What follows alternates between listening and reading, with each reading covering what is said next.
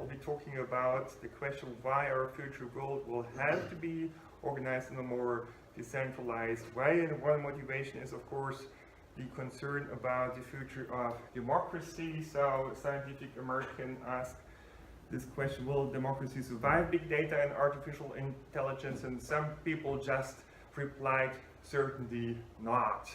I think this can still be changed. It's upon us.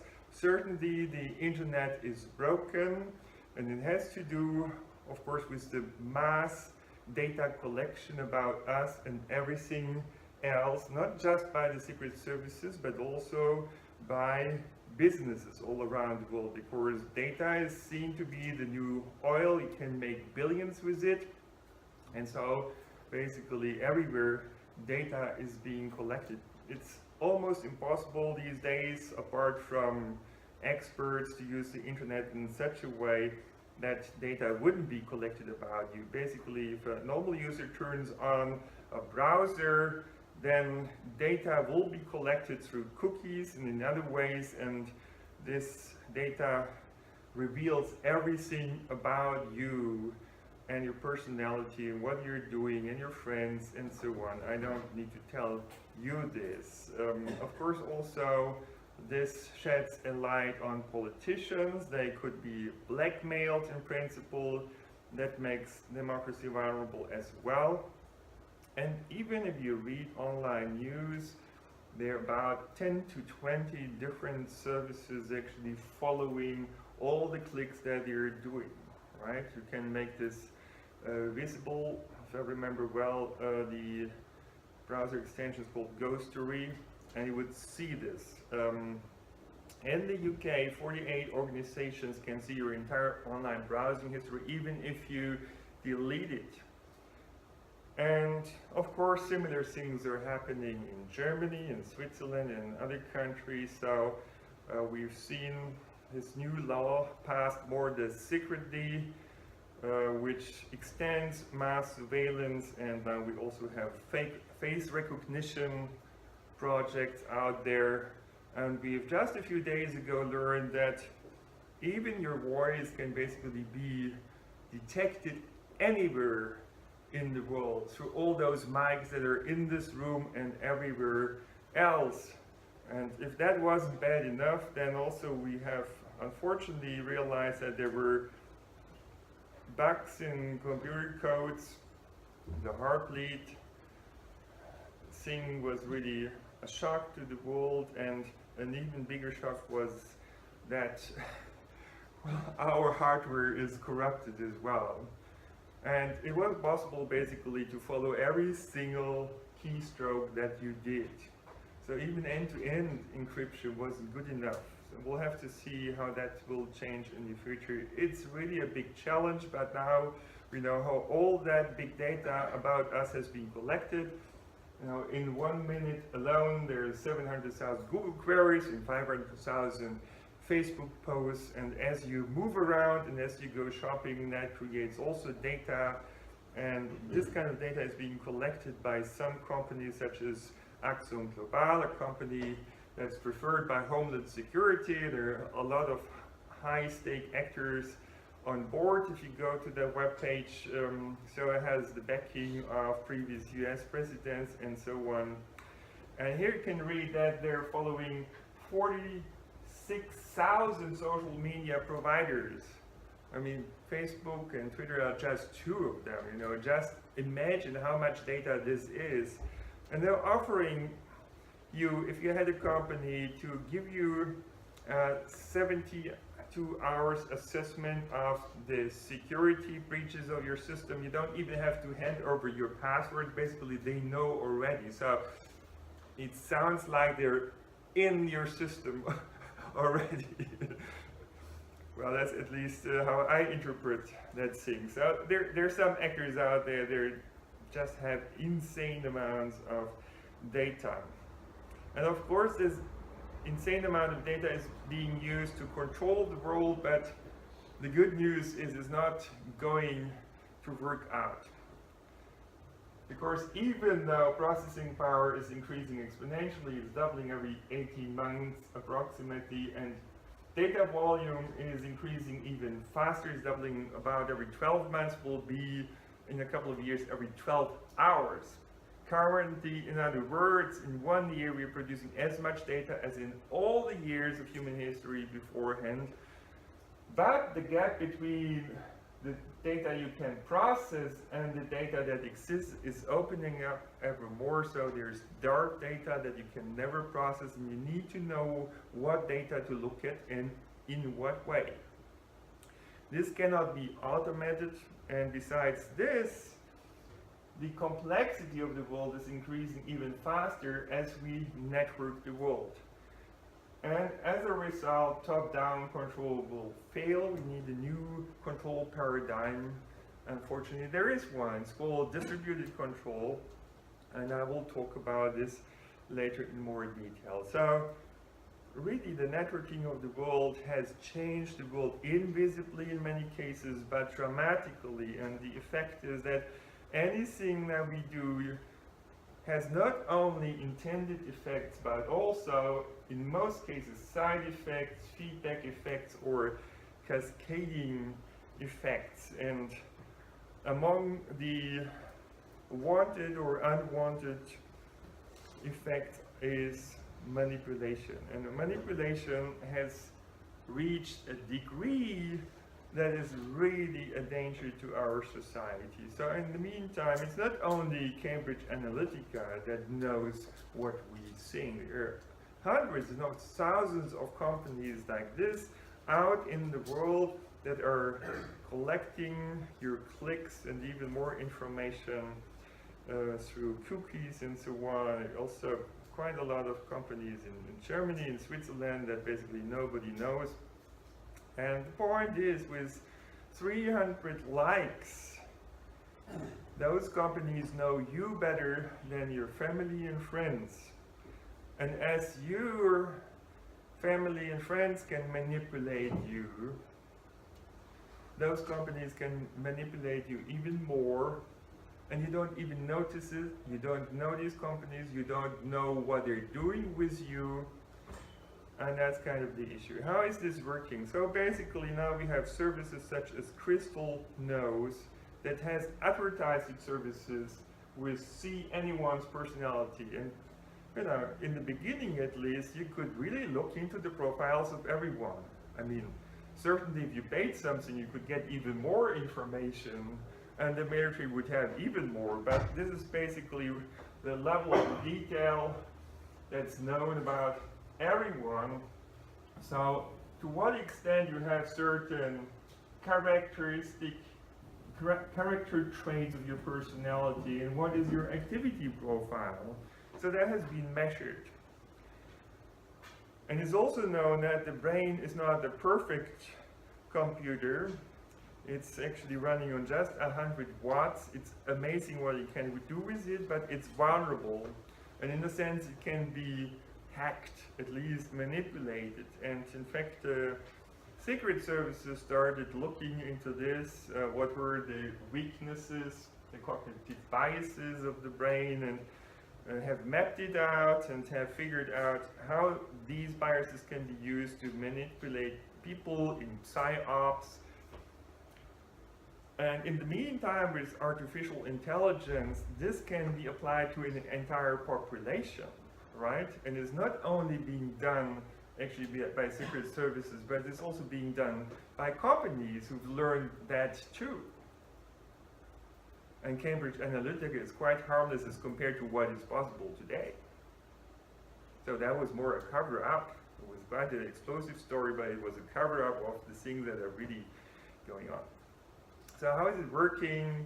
You apply machine learning, for example, deep learning on big data, namely your data, all our data, and then they do experiments, so-called A/B testing, and see how we respond to different kinds of information. So we're now the laboratory rats for companies like Google and Facebook and many others, and they figure out how to condition us, how to make us addicted, and how to make us buy certain products and do certain things. And this has ended up in this situation. which can very well be described by a considerable degree of Gleichschaltung, of an unwanted degree, I would say, of conformity. But, you know, politics wanted to benefit from these tools too. They wanted to have more effective governance. They wanted to apply this nudging psycho tricks in order to rule their populations, and these are the people who have pushed it forward. So you know them all very well. It was part actually of the German government agreement, the coalition papers of the last government, which is still in power, and they have published kind of strategy papers like this. Für gute Verbraucherpolitik sorgen. That means a better consumption policy, consumer policy, whatever. And they're writing things like consumers orient themselves at their friends, they use the rules of thumbs, they orient at the status quo, and there are a number of other things. And they're not only oriented at the biggest economic gain, they're also non-selfish. And all of these points have been identified or pointed out as weaknesses of us, the people, that had to be fixed through the government. And so the point is really this kind of thinking says everyone would have to play a certain role. You're not supposed to do this, you have to be there. Society should work like an army, basically. I mean, this is nothing else than a configuration of a crystal or an army. And so this is a totalitarian concept. In fact, the wording of the forced consensus Gleichschaltung has showed up in some of the emails that people have sent me, and I was highly alerted, of course, and some people have realized it's all about controlling people as if you were marionettes. And I even gave a Nobel Prize to Richard Thaler, who was one of the fathers of nudging. The other one was Kat Sunstein. He didn't get the Nobel Prize, even though he is kind of almost equally cited, because he has written that book, The Ethics of Influence. He got concerned about what's going on, and he pointed it out.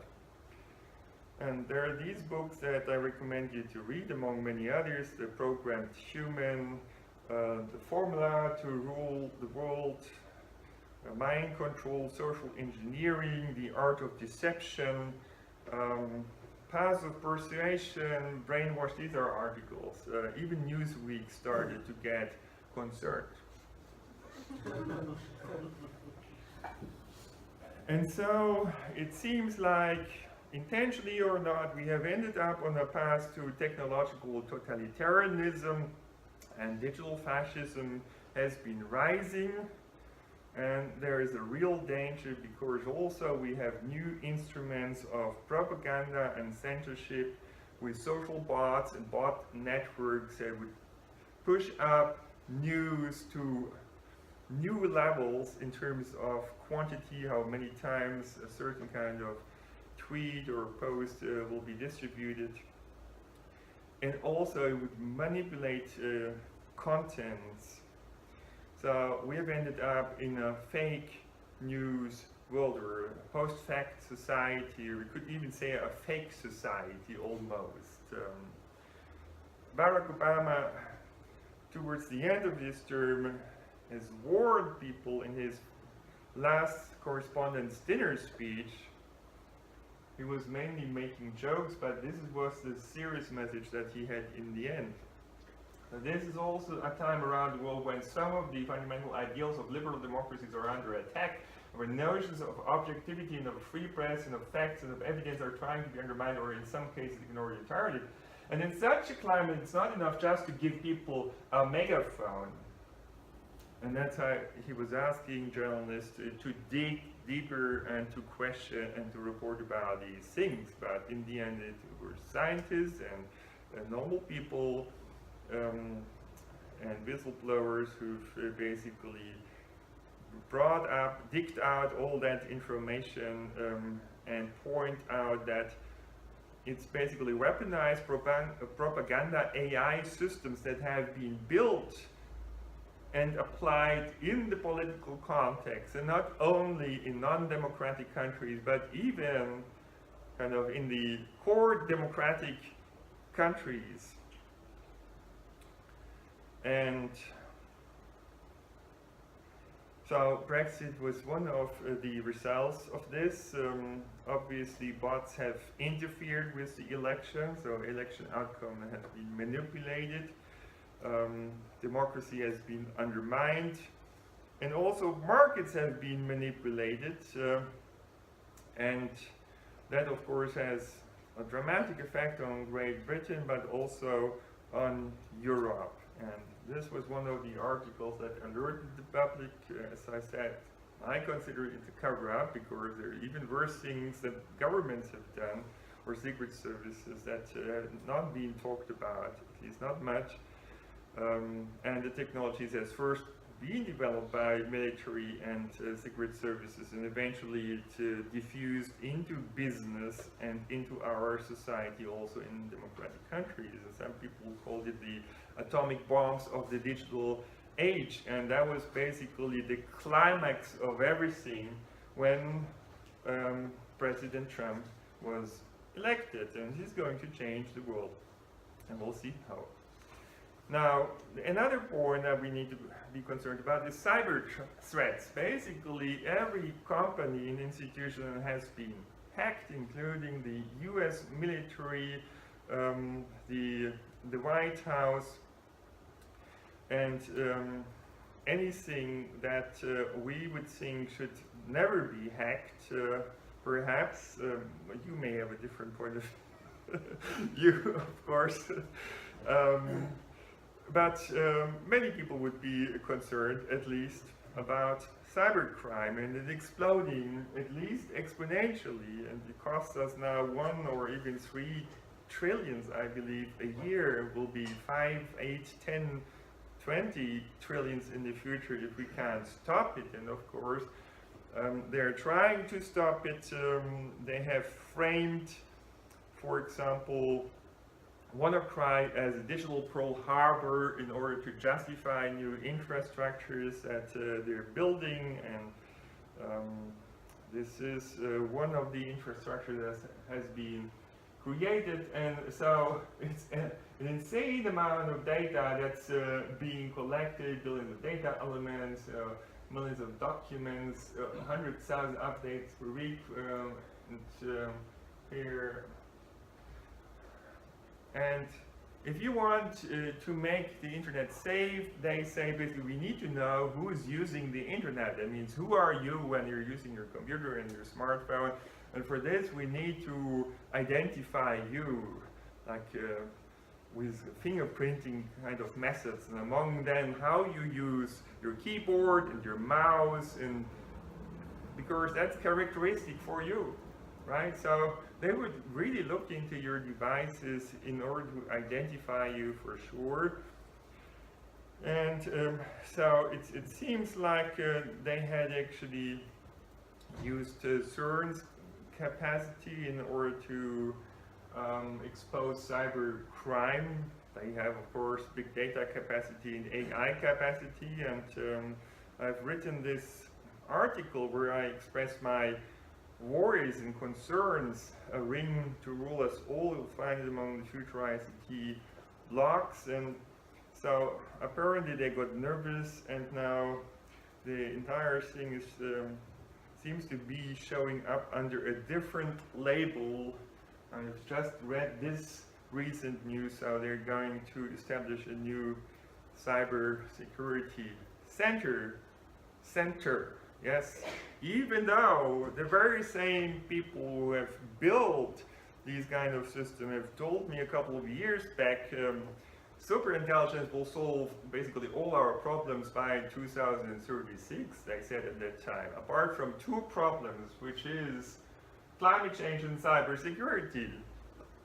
I know, so all of that is actually just a good sales strategy to politicians who don't understand how those systems work and need to be protected. So here's another blog. Today's cybersecurity approaches a threat for society. And here's a nice quote by Benjamin Franklin, who said, "Any society that would give up a little liberty to gain a little security will deserve neither and lose both."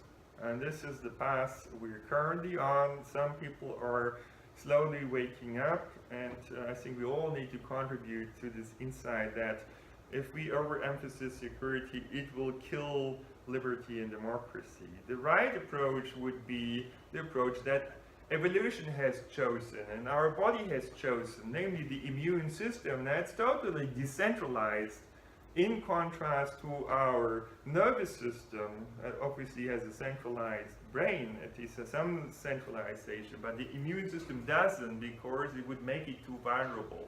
So a decentralized organization is the best way to protect a system. And in fact, we know that since a long time. The Americans created ARPANET as a decentralized system. That was the early stage of the internet, or the predecessor, one could say. Why did they do that? Because they wanted to be resilient to nuclear attacks, to a nuclear war. But then eventually,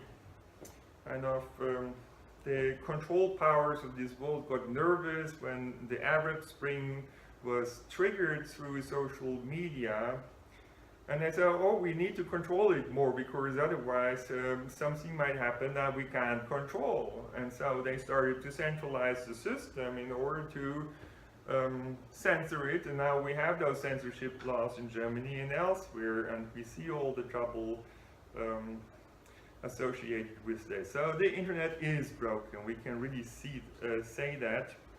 And there are a number of things that need to be done. First of all, of course, there's war rooms that collect all those data to take strategic decisions for the world or a company, and that has a lot of our data. So I think we need to break them up and turn them into peace rooms.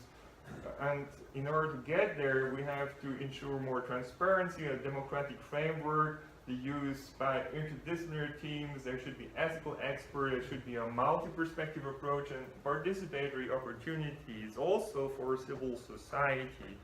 And on the other hand, we should have informational self-determination. That means the data that have been collected about us, and as far as I know, it's more than 1 gigabyte per person per day.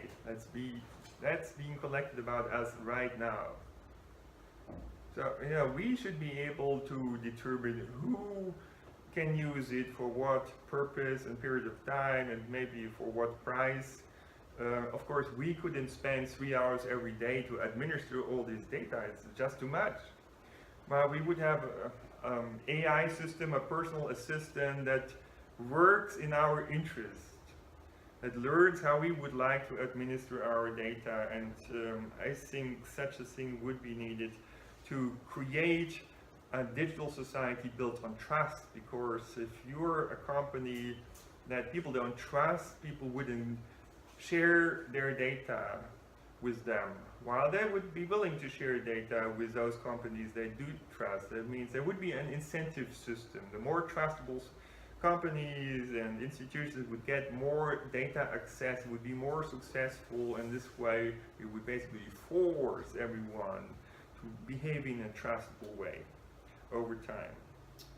Now, I was talking about complex systems that have been created through networking, and basically those complex systems have some interesting properties. So there's limits of predictability, as we know that from weather forecasts.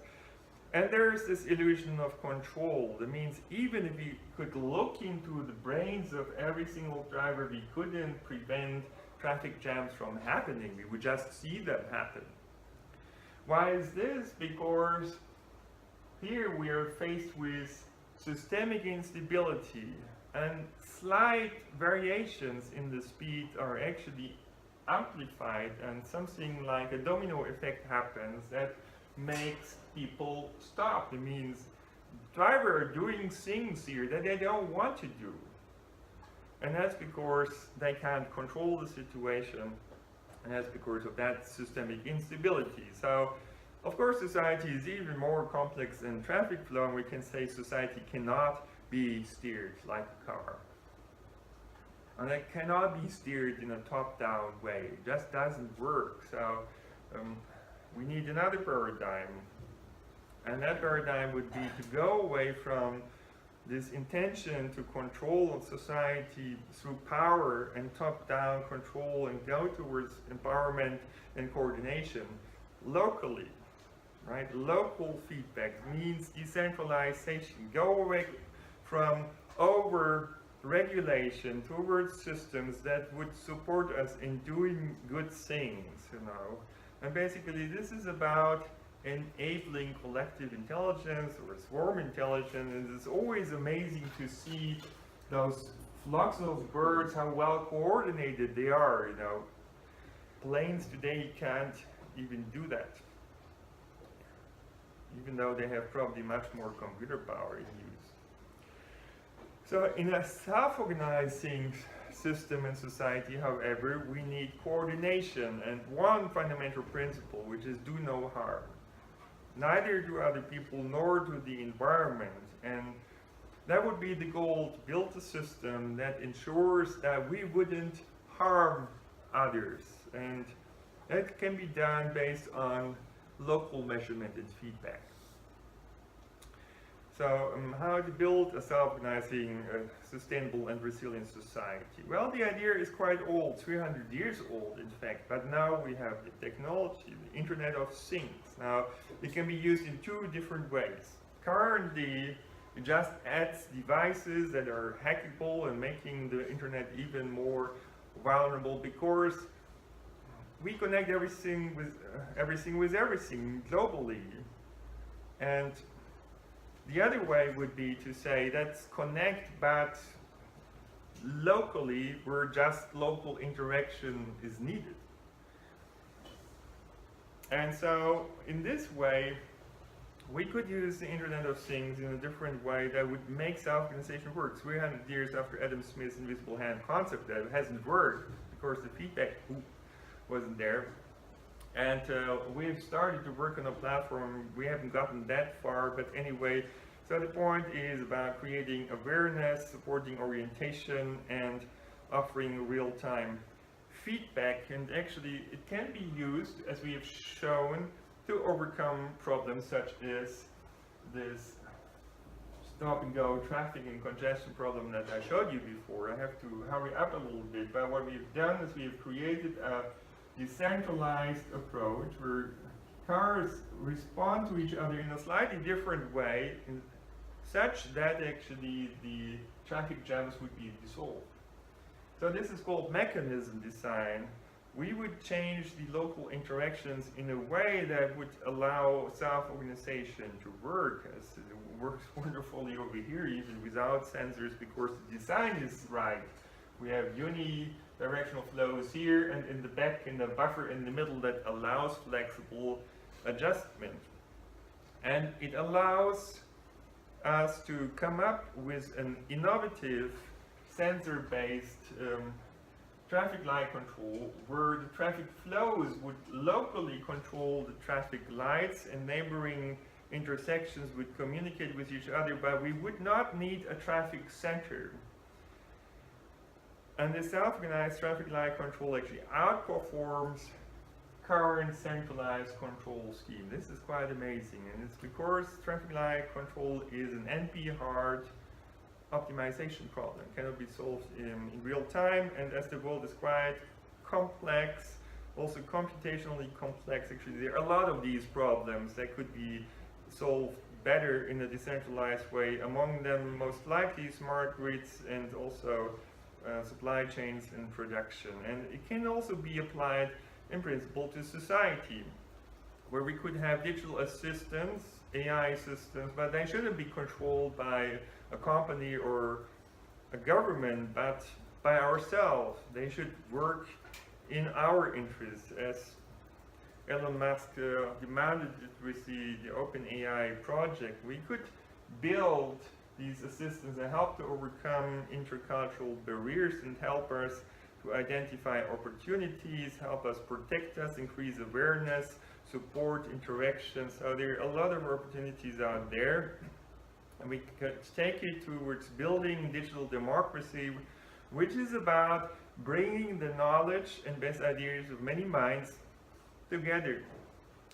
And why is this useful? Because in complex problem solving, it turns out that the best single solution is not the best solution altogether. So if you combine the best solution with, say, the second best and the fifth best, you will have a much better solution.